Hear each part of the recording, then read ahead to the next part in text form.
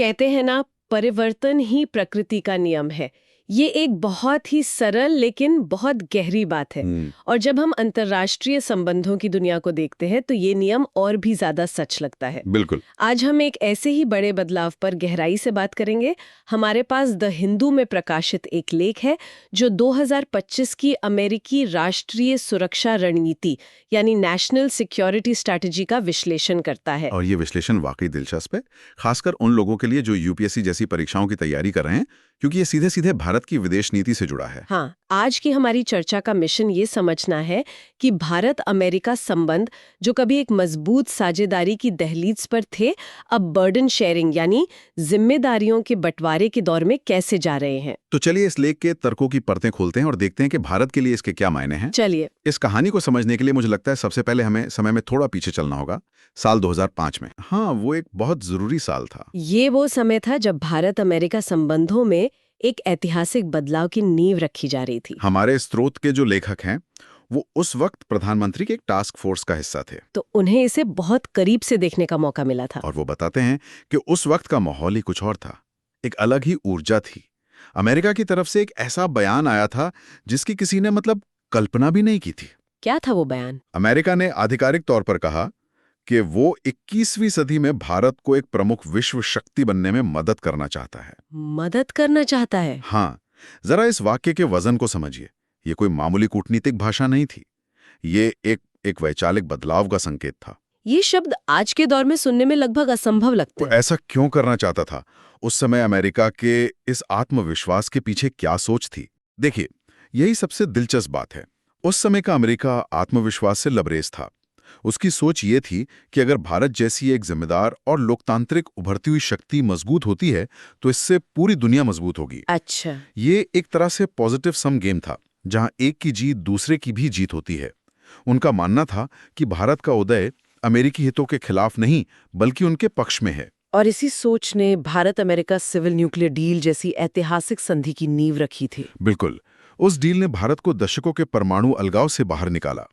ये एक साझा भविष्य की परिकल्पना थी, एक ऐसी पार्टनरशिप जो सिर्फ लेन-देन पर नहीं बल्कि साझा संभावनाओं पर आधारित थी। तो चलिए अब इस आशावाद के दौर से सीधा फास्ट फॉरवर्ड करते हैं 2025 में। अमेरिका की ये जो नई राष्ट्रीय सुरक्षा रणनीति है, एनएसएस, ये एक बहुत ही अलग तस्वीर पेश करती है। बहुत अलग। शुरुआत में तो ये अपनी तारीफों से भरी है, जैसे कि हमने अपने देश और दुनिया को तबाही के कगार से वापस लाया है। हाँ, लेकिन इस आत्मविश्वास के पीछे एक अजीब सी बेचैनी है, एक बचाव का भाव है। यहाँ जो बात ध्यान खींचती है वो यही है कि ये आत्मविश्वास आक्रामक नहीं बल्कि रक्षात्मक है, एक तरह से डिफेंसिव है। मतलब ये एक ऐसे राष्ट्र की छवि पेश करता है जो दुनिया में अपनी जगह को लेकर थोड़ा अनिश्चित है, लेकिन इस अनिश्चितता को दुनिया के सामने स्वीकार करने को तैयार नहीं है। इसलिए यह रणनीति वैश्विक कार्रवाई का कोई मजबूत नक्शा कम और एक तरह से राष्ट्रीय आत्माश्वासन का अभ्यास ज्यादा लगती है। लेकिन क्या हम इसे सिर्फ यथार्थवाद नहीं कह सकते? शायद 2005 का आदर्शवाद वैसे भी हमेशा टिकने वाला नहीं था। शायद अमेरिका बस वही कह रहा है जो हमेशा से सच था कि हर देश पहले अपने हित देखता है। आपका सवाल बहुत अच्छा है। एक स्तर पर यह यथार्थवादी है, लेकिन यह सिर्फ उतना ही नहीं है। ये सोच में एक बुनियादी बदलाव को दिखाता है। देखिए, रणनीति में साफ लिखा है। क्या लिखा है? संयुक्त राज्य अमेरिका के एटलस की तरह पूरी दुनिया की व्यवस्था को संभालने के दिन खत्म हो गए हैं। ओह। अब प्राथमिकता अंतर्राष्ट्रीय व्यवस्था को मजबूत करना नहीं बल्कि अमेरिका के बोझ को कम करना है। वैश्विक नेतृत्व को अब एक लागत के रूप में देखा जा रहा है जिसे कम से कम किया जाना है। तो 2005 में जिसे एक अवसर के तौर पर देखा जा रहा था, 2025 में उसे एक भार माना जा रहा है। सही कहा।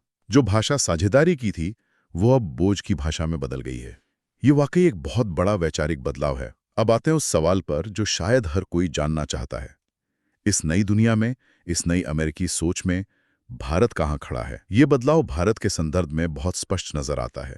दस्तावेज में भारत के साथ सहयोग की बात तो की गई है, लेकिन उसका स्वरूप केवल साधन मात्र है, इंस्ट्रूमेंटल है। इंस्ट्रूमेंटल मतलब सहयोग का अपना कोई स्वतंत्र मूल्य नहीं है, बल्कि वो किसी और बड़े लक्ष्य को साधने का एक तरीका मात्र है। और वो बड़ा लक्ष्य क्या है? चीन, भारत को एक महान सभ्यता या एक उभरती हुई लोकतांत्रिक शक्ति के रूप में नहीं, बल्कि चीन को संतुलित करने की अमेरिकी रणनीति के एक जरूरी हिस्से के रूप में देखा गया है। यानी भारत अपने आप में एक लक्ष्य नहीं, बल्कि अमेरिका के शक्ति संतुलन के खेल का एक माध्यम है। बिल्कुल।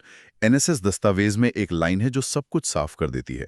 उसमें कहा गया है कि अमेरिका को भारत के साथ वाणिज्यिक और अन्य संबंधों में सुधार जारी रखना चाहिए, ताकि नई दिल्ली को इंडो पैसिफिक सुरक्षा में योगदान देने के लिए प्रोत्साहित किया जा सके। प्रोत्साहित किया जा सके। हाँ, जिसमें क्वाड के माध्यम से सहयोग भी शामिल है। अब भाषा पर ध्यान दीजिए, प्रोत्साहित किया जा सके, इसमें बराबरी का भाव नहीं है। ये एक मैनेजर वाली भाषा लग रही है, पार्टनर वाली नहीं। एग्जैक्टली। 2005 में अमेरिका भारत के उदय में मदद कर रहा था, जो एक बराबरी का रिश्ता दिखाता है। 2025 में वो भारत को एक खास भूमिका निभाने के लिए प्रोत्साहित कर रहा है, जो एक तरह से उसे एक जूनियर पार्टनर की तरह देखता है। ये तो बहुत बड़ा विरोधाभास है। मुझे याद है 2005 के दौर में जब भारत रणनीतिक स्वायत्तता की बात करता था, मतलब अपनी विदेश नीति स्वतंत्र रूप से चलाने की। हाँ, स्ट्रेटेजिक ऑटोनॉमी। तो वॉशिंगटन में कई लोगों को ये पसंद नहीं आता था। उन्हें लगता था कि भारत पूरी तरह से उनके साथ क्यों नहीं है। और विडंबना देखिए, आज 2025 में जब अमेरिका खुद एक तरफा स्वायत्तता का दावा कर रहा है, अपने बोझ को कम करने की बात कर रहा है, तो वो इसे यथार्थवाद का नाम दे रहा है। सही। जब भारत ने अपनी स्वतंत्रता की बात की तो उसे संदेह की नजर से देखा गया, और जब अमेरिका वही कर रहा है तो उसे एक समझदार रणनीति बताया जा रहा है। तो इस सब का भारत के लिए जमीनी स्तर पर क्या मतलब है? हमारी विदेश नीति को इससे कैसे तालमेल बिठाना होगा? क्या भारत अमेरिका सहयोग अब खत्म होने की कगार पर है? नहीं, देखिए, सहयोग खत्म नहीं होगा, लेकिन उसकी नींव पूरी तरह से बदल गई है। पहला और सबसे बड़ा सबक यह है कि भारत अब इस धारणा पर भरोसा नहीं कर सकता कि वॉशिंगटन भारत के उदय में निवेश करेगा सिर्फ इसलिए क्योंकि एक अच्छी और सही बात है। 2005 वाला अमेरिका अब मौजूद नहीं है। ओके। आज का अमेरिका अपनी कमजोरियों और अपने बोझ को लेकर ज्यादा चिंतित है। वो भागीदारों से ज्यादा की मांग करता है, लेकिन बदले में कम पेशकश करता है। तो ये बर्डन शेयरिंग जिसका दस्तावेज में बार बार जिक्र है, असल में बर्डन शिफ्टिंग है, मतलब अपना बोझ दूसरों पर डालना। लेखक का तक तो यही है।